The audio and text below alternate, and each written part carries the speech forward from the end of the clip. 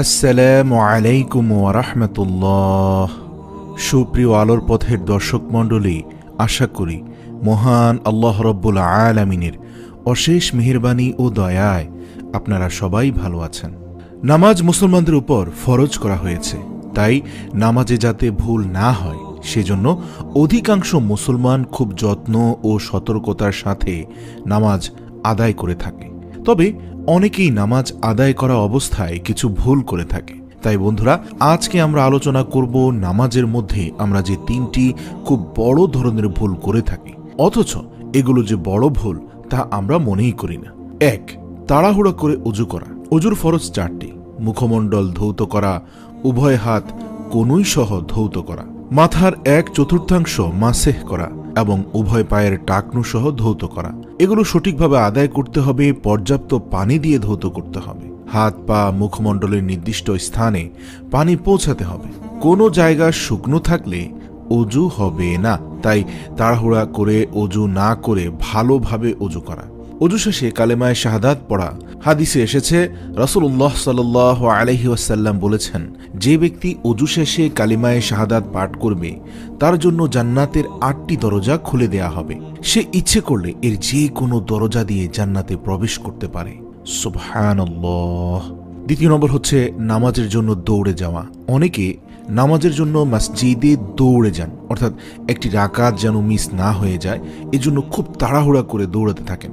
এমনকি কোনো কোনো ক্ষেত্রে দৌড়ে হাঁটা বা দৌড় দিয়েও অনেকে নামাজের স্থানে পৌঁছে জোরে জোরে শ্বাস নিতে থাকেন, হাঁপাতে থাকেন এবং নামাজের কাতারে এই অবস্থায় দাঁড়িয়ে যান। এই হাঁপানো অবস্থায় এক রাকাতের মতো চলে যায়। এটা আল্লাহর রাসূল সাল্লাল্লাহু আলাইহি ওয়াসাল্লাম একেবারেই অপছন্দ করতেন। তিনি নিষেধ করেছেন এরকম কাজ করার জন্য। আপনি হয় সময় নিয়ে নামাজ পড়তে যাবেন, অথবা ধীর ও স্থিরভাবে শান্তভাবে হেঁটে যতটুকু জামায়াতে শরীক হতে পারেন হবেন এবং বাকি নামাজ নিজে শেষ করবেন। কিন্তু কোনোভাবে নামাজের জামায়াত ধরার জন্য তাড়াহুড়া করা বা জোর পায়ে হেঁটে যাওয়া বা দৌড়ে যাওয়া এটি ইসলামে নিষিদ্ধ। অর্থাৎ নামাজ কেন্দ্রিক কোনো প্রকার তাড়াহুড়াই ইসলাম সমর্থন করে না। যেহেতু এটি রব্বুল আলামিনের সাথে সম্পর্ক, এটি আল্লাহর সাথে কথা বলার সমতুল্য, সুতরাং এখানে তাড়াহুড়া চলবে না। এখানে আপনাকে অবশ্যই পর্যাপ্ত সময়, শ্রম এবং প্যাশনেট হয়ে এই ইবাদতগুলো করতে হবে। এই ইবাদতগুলো রব্বুল আলামিন আপনার ইবাদতে কতটুকু করেছেন তা না দেখে, বরং ইবাদত কতটা একাগ্রতার সাথে করেছেন সেই দিকে আল্লাহ রব্বুল আলামিন নজর দিবেন।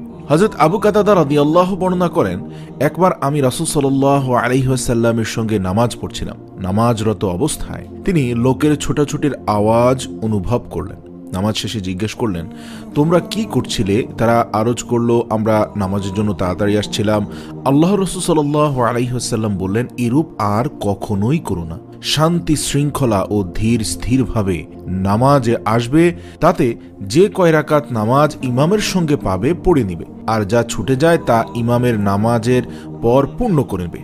3 নম্বর হচ্ছে ফজরের সুন্নতে আমরা অনেক বেশি তাড়াহুড়া করে থাকি। ফজরের জামাতে অংশ নেওয়ার জন্য ফজরের ফরজ নামাজের আগে সুন্নাত নামাজ সংক্ষিপ্তভাবে শেষ করে জামায়াতে ইমামের সাথে দাঁড়ানোর চিত্র সবসময় আমাদের এই বাংলাদেশের প্রত্যেকটি মসজিদে দেখা যায় যে ইমাম সাহেব ফজরের ফরজ নামাজের নিয়ত বেঁধে ফেলেছেন, অনেক মুক্তাদি এসে পেছনে সুন্নতের নিয়ত করেছেন। ইমাম সাহেবের প্রথম রাকাত শেষ হওয়ার পূর্বেই ওনারা 2 রাকাত পরিপূর্ণ সুন্নত নামাজ আদায় করে আবার ফরজ নামাজের জামায়াতে যুক্ত হয়েছে এবং এই কাজটি দ্রুত সম্পন্ন করতে গিয়ে এমন তাড়াহুড়া করা হচ্ছে যা অকল্পনীয়। এতে নামাজ কুশমিন কালেও হক আদায় করা সম্ভব নয়। এমন অবস্থায় করণীয় সম্পর্কে হাদিসে সুনির্দিষ্ট নির্দেশনা রয়েছে এবং আমাদের সেটাই মানতে হবে। সেই নির্দেশনাটি হলো, যদি কেউ ফজরের জামায়াতের আগে মসজিদে যেতে পারেন তাহলে প্রথমে 2 রাকাত সুন্নাত নামাজ পড়ে জামায়াতের জন্য অপেক্ষা করবেন।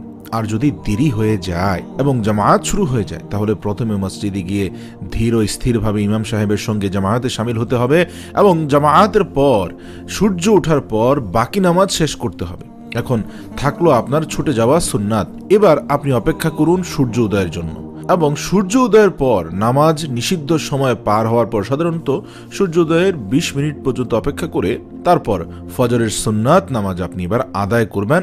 মধ্যবর্তী যে কোনো সময়, সে সময় আপনি মসজিদে বসে অপেক্ষা করতে পারেন অথবা ঘরেও ফিরে আসতে পারেন এবং সময় হবার পরেই আপনি ফজরের 2 রাকাত সুন্নত আদায় করে নেবেন। ফজরের 2 রাকাত সুন্নত আপনি যদি ঘরে আদায় করেন এতে আপনার সওয়াব এক বিন্দু কম হবে না, কারণ যে কোনো প্রকার সুন্নত নামাজ আল্লাহ রাসূল সাল্লাল্লাহু আলাইহি সাল্লাম ঘরে আদায় করার ব্যাপারে বেশি জোর দিয়েছেন, আর যাবতীয় ফরজ নামাজগুলো মসজিদে জামায়াতের সাথে আদায়ের জন্য নির্দেশনা দিয়েছেন। এটাই আল্লাহ রাসূল সাল্লাল্লাহু আলাইহি সাল্লামের নির্দেশিত নিয়ম। তাই বন্ধুরা, আমরা নামাজের মধ্যে এই 3টি বড় ধরনের ভুল আর করব না ইনশাআল্লাহ।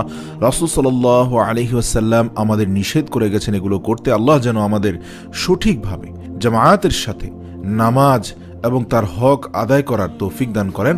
ওমা তৌফিক ইল্লা বিল্লাহ।